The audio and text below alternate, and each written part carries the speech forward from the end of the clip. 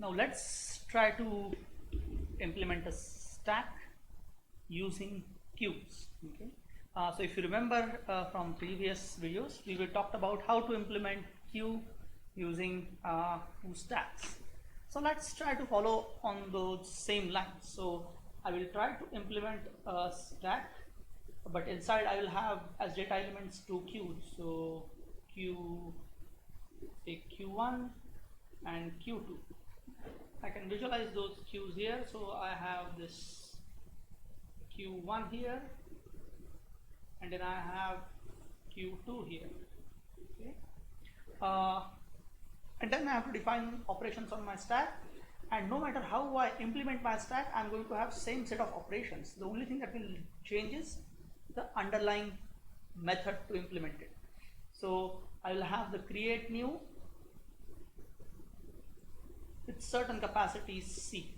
Okay, and to implement that, what I will do is I will go and also create new queue, q1 dot create new with capacity C, and also q2 dot create new with capacity C. Okay, so that's how my create new looks like. And again, I'm going to use q1 for storing all the data of my stack, and I'll use q2 intermittently just for swapping. Okay, so now if I'm going to check is empty, if is my stack empty, it will simply involve checking is empty operation on q1. Okay, q1 dot is empty, so whatever is the result, simply return that. Okay, so that's my is empty operation, and similarly my is full operation will involve returning the result of q1 dot is full. Okay, and that's my full operation. So now only new thing I have to do is push and pop. Okay, so let's define the push and pop operations. So I'm going to do push, I get a value to push, and all I'm going to do is that I'm going to take q1 and add the value v to that particular queue, and of course I'm going to check if there is sufficient space in my stack or not. So I'm going to have that code here. Okay, so check if not full, then only do this. Okay. So that's how my push operation will work out, and now remaining part is the pop operation. So Q is going to return back me the elements in FIFO order, so first in first out order, and then the question is, how do I emulate the stack which has the LIFO order, right? Last in first out order. So what we'll do is we'll go on adding elements to this particular Q1. So let's add a few elements. Okay, so let's say I create new with capacity 5, and then I add, let's say 10, 20, 30. Okay, so I have 10, then 20, then 30 here. Okay. And this is my head, and this is my tail. Okay. So what is the underlying implementation of the queue? We don't really care. It can be the queue with array that we had seen before. It could be the circular queue that we had seen before. So still it's not going to affect our thinking. It might affect the efficiency or the time complexity. Fine. So when I want to pop, what should happen is, out of these three elements, the one which was pushed last, 30 was pushed last, that should be given back. Okay, but now if I delete from Q1, I will get 10. Okay, so that's not useful. So I have to take out 10, I have to take out 20, and then I will get 30, and then I have to put back 10 and 20. So what I will do is I will take all the elements from Q1 except this last element and shift them to Q2. Okay, so I'll write a function later. So I'll call function on Q1 transfer all but last. Okay, and I'll give the target Q as Q2. So with that done, what will happen is Q1 will be left with just one element, 30. So I will have my answer as Q1 dot delete, and then I will go to Q2 and I will transfer all back to Q1. Okay, once I do that, I have got my answer in Q1, and then I will simply return my answer. Okay, and that's the way my pop operation will work out. So if you try to implement transfer all, let's try to do that. That would be quite straightforward, but anyway, let's do it quickly. Okay, so within my queue, I'm defining operation transfer all, and I know the target queue. Okay, so let's call it T, where I need to transfer them all. So what I need to do is, well, I need to check whether my queue is empty. So I'll check if it's empty. Okay, and that should be false, right? So if empty is false, if that's the case, then what I should do is I should go and I should delete an element from my current queue. So I should delete from my current queue, and then whatever is the result, that result I should add to my target. Okay, that's the way it should work, and that's my if condition.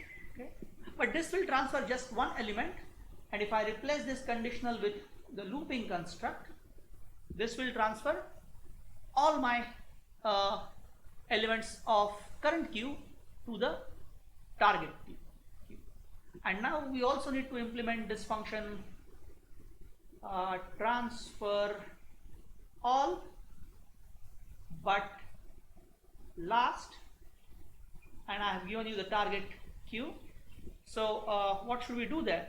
Okay, so we need to make just one change to this logic. This is the place where we move out all the elements of the queue, but this time we want to keep one element. Okay, so what we will do is, one simple way to implement this is have something called length property for your queue. Then it becomes really easy. So if I know the length property of the queue, in that case what I can do is I can simply write a while loop,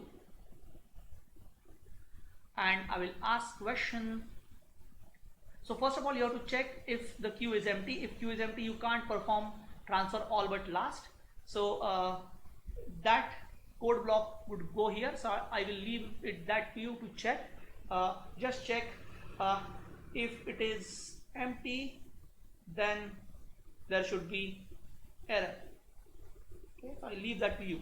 Once we have ensured that, then what we will do is that we'll write a looping construct, and then we will talk about, say, a particular count. We will initialize that count to 1, and we will keep on deleting the elements till our count is less than the length of the queue, which is represented with property length. And then we have to do certain bookkeeping operations, and we'll see what those operations are. Then I'll come one tab inside to represent that I am inside the while loop. And what I will do is I will simply delete the element from the current queue. So I'll have the delete operation, and this result I will add to my target, and that's it. Then I'm done. Okay, and then I have to increase the value of count by 1, and that's how my transfer all but last will work out. Here I am assuming that I have access to the property length. Okay,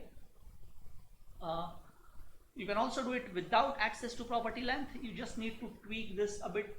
You have to introduce something in between here.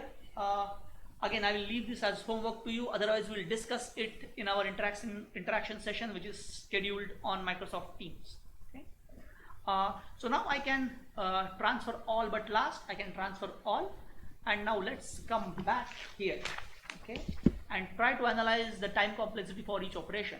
So my create new is constant time, is empty, it's constant time, it's full is constant time, because I'm assuming that the underlying queue it can do these operations in constant time. The push operation here is again constant time, because I'm assuming that I can add to my queue in constant time. Now let's come to the pop operation of my stack.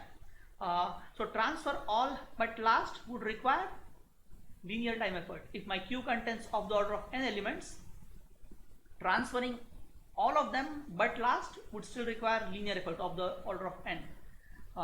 Then delete operation itself will take constant amount of time, and then transfer all from q2 to q1, that would again take linear effort. Okay, so the pop operation as a result would require the linear time complexity. And now the question is, can we do anything better? If you remember, in case of implementing queue using stack, we could do that using two stacks, but the time complexity for the delete operation of queue, we could say that for most of the times it would be constant, but in some corner cases it would be linear. Okay. Similarly here, let's ask the question, what optimization can we do? How can we make this better? Okay. So first of all, let's ask the question, do we really need the second queue? Is it really necessary? Okay. Because in case of stack, when you pop the elements from the stack, there is no second opening in the stack to store the elements again. Whereas in queue, when you delete from one side, you can always add from the other side. Okay. So what I'm going to do is I'm going to make just one change. Okay, I'm going to make just one change here. So instead of q2, if I just write q1 here, so what I'm saying is that transfer all but last. Okay, so in that case, what I'll do is I will just take out all the elements from my q1 and add it back to q1. So we need to change this implementation a bit. Okay, there will be some change required, but the high level idea is that don't transfer all these elements to q2, just add them to q1. Okay, so we can have a new implementation for transfer all but last, and without a parameter. So we will say that in that case we are going to transfer all but last elements to the same queue. Okay, so in that case there is now no q2, and then if there is no q2, what I'm going to do is I'm going to transfer all but last to the same queue, and then I will delete from q1, and that's my answer. And then I don't really need this operation as well, because there is no q2 involved. So using just one queue, we can still implement a stack, but the pop operation, it would still require the linear time effort. Okay, so that's about implementing stack using queue.